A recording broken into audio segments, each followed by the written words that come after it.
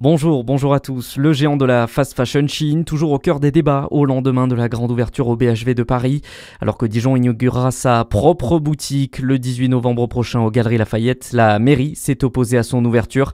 Si la marque chinoise de fast fashion a choisi Dijon, Dijon ne l'a pas choisi, a déclaré la maire Nathalie Coenders dans un communiqué. L'édile déplore des valeurs incarnées par Shein à travers son modèle économique et ses méthodes de production en totale opposition avec celles que défend la ville de Dijon.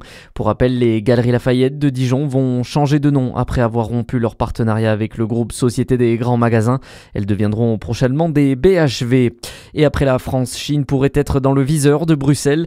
D'après le Parisien, la France a envoyé un courrier à la Commission européenne pour enquêter sur la plateforme chinoise de vente en ligne et éventuellement prononcer des sanctions.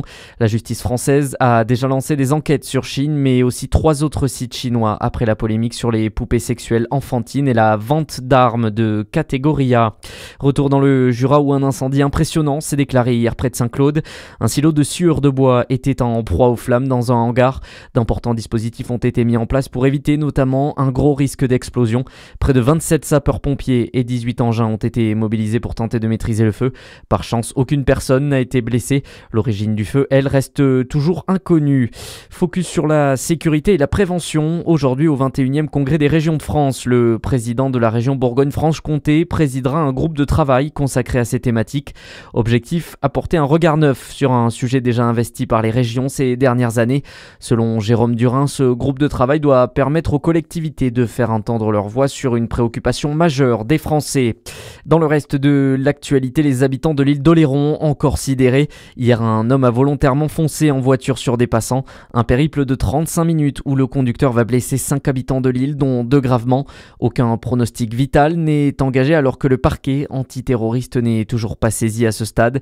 Mais le profil du suspect se précise, Zachary Bro. Oui, un homme qui vivait seul et très isolé, d'après le maire de Saint-Pierre d'Oléron. Le suspect, âgé de 36 ans, est originaire de Dordogne et habite Oléron depuis plusieurs années.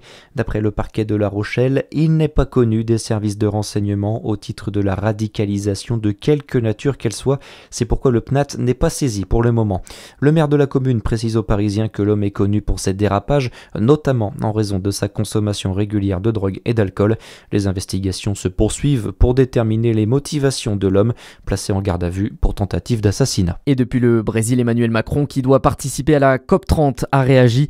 Il affirme avoir pleine confiance en la justice pour établir la vérité et répondre à cette violence avec la plus grande fermeté.